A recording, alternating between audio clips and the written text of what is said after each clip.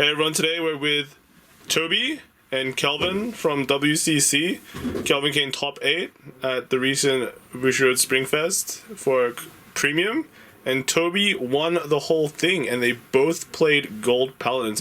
Why did you two take Gold Paladins? Well, I felt that the Gold Paladin post-Premium collection had a better chance than it once had with the whole high roll that the deck stance has to potentially close out the game by the time you superiority to grade 3 and just being able to just completely decimate your opponent while on grade 1.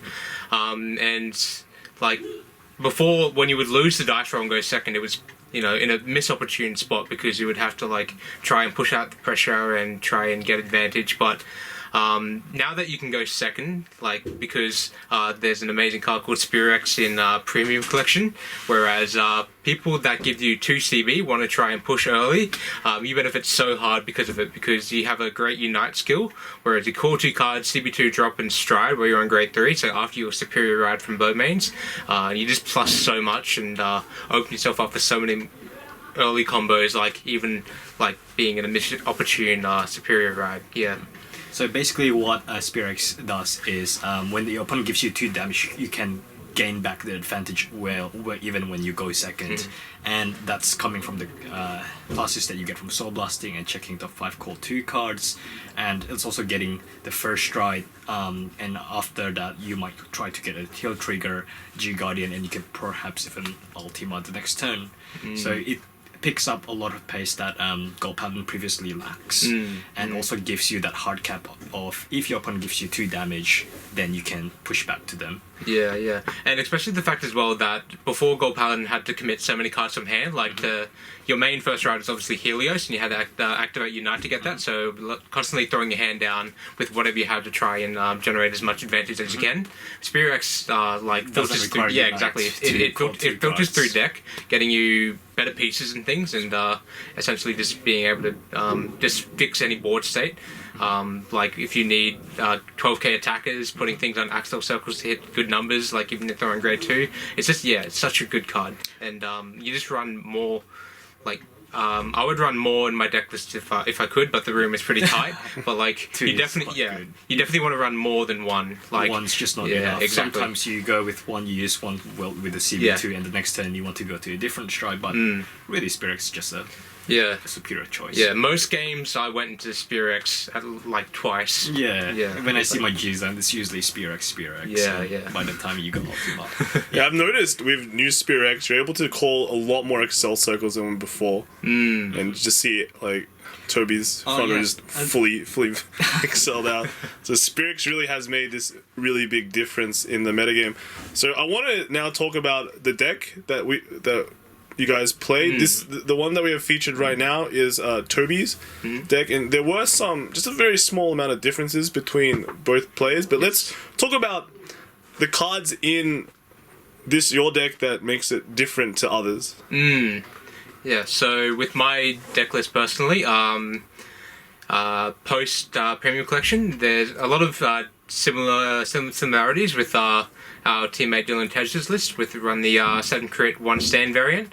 And with the Premium Collection, the stand has a lot more benefit than it once did, because before it would be counting off like Vivian to be able to be recycled back to deck, whereas this would proc off your main stride Spirex. That's again why Spirex is such a good card. Like, and be able to like filter that stand constantly with that stride is like so good. Make your great ones 13k. Put it's like getting the power gains. Like a lot of your 7ks as well. Like Din Drain becomes 22 on an Axel circle. It's like really nice.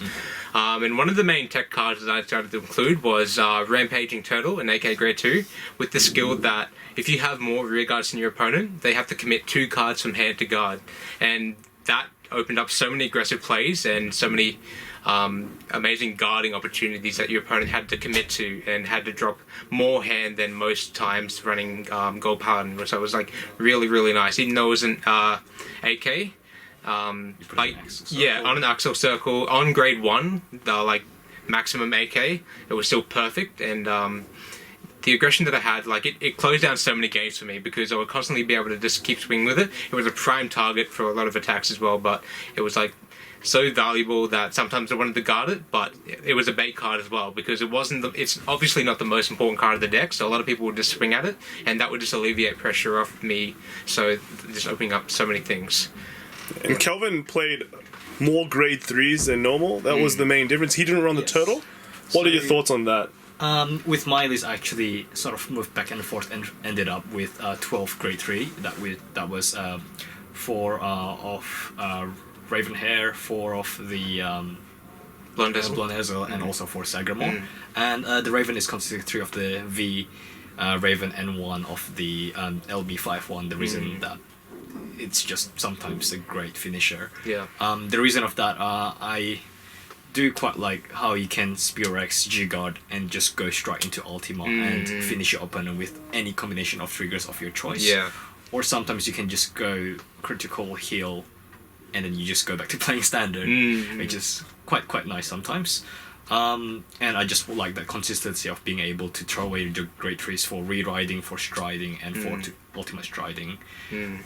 But because of that, the deck slot becomes quite tight, and I was forced to run 8 grade 2s, in fact, and I only picked 2 of the most precious grade 2s in Gold Paladin. Yeah, it makes sense. Yeah. And Wanderer Ezel. And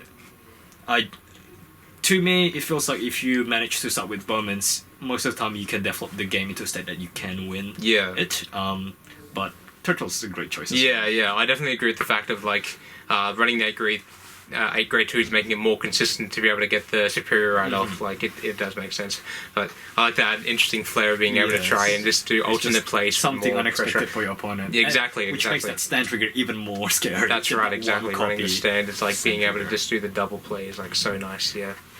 Okay, so let's talk about the tournament. How did the tournament go for you guys? I know Toby won, and that means the tournament went excellently for him, but let's talk about the matchups, the games you had with Gold Paladin. How did they actually go, in your opinion? Let's say the most important one is how good's your dice roll. Most of the games that we roll higher than your opponent, you'll usually close pretty well. Yes, even if you don't write Bowmans, it's still quite brutal. And the games that you draw first and you get Bowmans, you probably close them off before they get their first stride, or maybe after they finish their first stride. Yeah, exactly. Yeah. So with my personal track record going through the tournament, in the Swiss rounds I went 4-2. All 4 games, the ones that I won, I managed to high roll, and the deck just sort of did what it did. Obviously, it was just an easy, clean sweep. High rolling is part of the deck. Yes, exactly.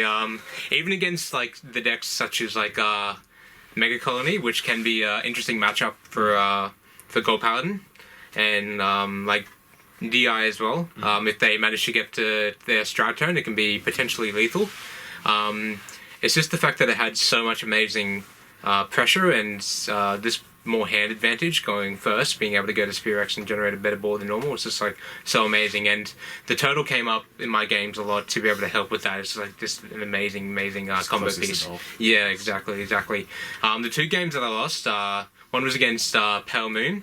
That game I went second, and unfortunately going into his first stride turn, there was a lot of blanks on my damage checks, so I had to try and deal with the Dark Side Princess, Harry, attack all the pokes. Pattern, all the pokes and everything, and I only had about 5 cards in hand during that time after putting him to 5, and I just wasn't able to close out from that and died. And then the other game that I lost was against OTT, Ichitom. I went second that game as well, and it was a bit of a grind fest, and obviously OTT did OTT things and was able to try and come back after a while. I was able to get the crit and my hand wasn't able to guard it, so that's just kind of how that match went. But overall our team went 6-0, so our team carried us in the right important times for that for the Swiss rounds. Alright, so now that Premium Collection is released and there's a lot more great strides available for a lot of clans, where would you put Gold Paladin? Are they still one of the best clans you can go with? Are they the top? Or is there other clans that really compete well with it and give Gold Paladins a hard time? Is it a must pick when you go to a team tournament, for example? I don't feel like it has to be 100% top pick, because there's so many different choices now that Premium Collection's out. The amount of amazing first strides that a lot of clans have to put into the to pretty much the top tier is pretty amazing. So like most good clans now aim to finish the game on first stride. So Shadows can kill you first stride if they get to Ritual 10 and do their combos and just continually just destroy your hand essentially. OTT is just ridiculous, not being able to pretty much guard their turn. DI obviously, like if they get to their combo and being able to just smash you out. Neo Nectar, that can be really potent. Being able to try and just push face and continually just pushing out tokens with their Katrina is just really, really good. So definitely, like, it can depend on your team composition about really what they want to play. Like, there doesn't have to be a set 3 pick in this kind of format at the moment. There's a lot of diversity that can really happen because some matchups can really, really impact another. But one of the most important things at the moment is like the grade 2 game, honestly, with a lot of other decks. And because that first stride becomes even the first stride is like the most valuable thing. And a lot of like games sometimes against like the good players, they have to fight for the first stride turn. So the grade 2 game has to be on point, otherwise they're going to fall behind and go down because of it. And so the benefit of Gold Paladin is the fact that it just skips the grade 2 game. Like, I don't care, I just want to get my stuff done as fast as possible and just sort of break you down as fast as I can. So that aggressive playstyle, I think, is just like really handy to avoid a lot of the interesting matchups that can happen with them trying to sustain the grade 2 game to try and push you out of it. And in fact, one of my games, which is quite interesting, was actually I was grade stuck at grade 1, and my opponent went first hero to grade 3, bashes me as I was still on 3 damage, and I drew a Bowman's, ride it straight into our great Spirit. Yeah. And after that, it actually just went pretty well, and actually won that game after being stuck at grade 1. So again, yes, that having that main phase strike is really strong. Yeah. Okay. So last question. How do you feel of XL2 impacting this clan? It's quite mixed, isn't it? Yeah, I have mixed feelings about XL2. Like, the advantage that it gets is like so good. Like, it just builds up hand really well. Yes. The only downside for me is the power numbers. Like, at the moment, like, you still have to be so careful about setting your numbers right with your superior calls and fixing your field to make sure that it's hitting the perfect numbers. So most of your attacks are really mostly against non-force decks, and the prominent force deck in the meta, well, the clan Shadow Paladin is Luat. They're on 11k, so the numbers are usually fine. Ange as well, where they would just be sitting on 11, so it's usually not as important. So it's like your grade 3s like Sagramore, like when you use an effect to call Bowmains to get 22k, those numbers are important. When you're on an XL2, numbers are pretty much cut down in half for those kind of turns, and you the one overly reliant on getting triggers. Yes, exactly, and the one defensive can really shut you down as well. So the amount of hand that you build up is detrimental if you can't push your opponent. So really, the only cut that benefits, I think, it's just having that Wonder Ezel, Joan, Wonder Ezel. Yes, the fact that you can try and plus and chain as much as possible is the one benefit I think you can have to try and set up your field advantage and push early as possible, and then potentially a more lethal Ultima turn. But it will develop into a slightly different deck. Okay. All right. Any last shout-outs and things you want to say for this video? I just like to shout out some of the people that have been playtesting this deck for me for a while. Turtle wasn't my first choice when I was thinking about going with Gold Paladin. Like there was obviously the option of Vivian, but I didn't like the fact that Vivian had to pay the counterblast because I wanted to try and open it up for Spirit and things. Soul Blast as well. Like, when you have so many good things, I can Soul Blast now. To all the playtesting partners, my teammates for obviously helping me get to the top. Your team as well for obviously feeding. No, not exactly feeding, but just helping out and building the deck list as well. Just all the people that really sort of help support WCC and playtesting and getting prepared for the big tournaments. Okay, so shoutouts to the one and only David Edupratama. He was the only one who introduced Gold Paladins to me. That was from back when I had to pick between DI and Gold Paladins for Worlds 2018. And I actually quite liked Golds at that time, but had to stay true to DI at that time. Exactly. I wanted to play DI this time, but I just couldn't find the right build for it. So here I am playing Golds. And shoutouts to Kai and Mark, teammates of WCC who all helped me practice, and to all the other WCC members as well for helping with all the cool articles, all the cool videos. So All right, thanks guys. Thanks for being here. Good luck at your next tournament, BCS. Yeah, and I'll see you guys there. Cool. Thanks, guys. Bye.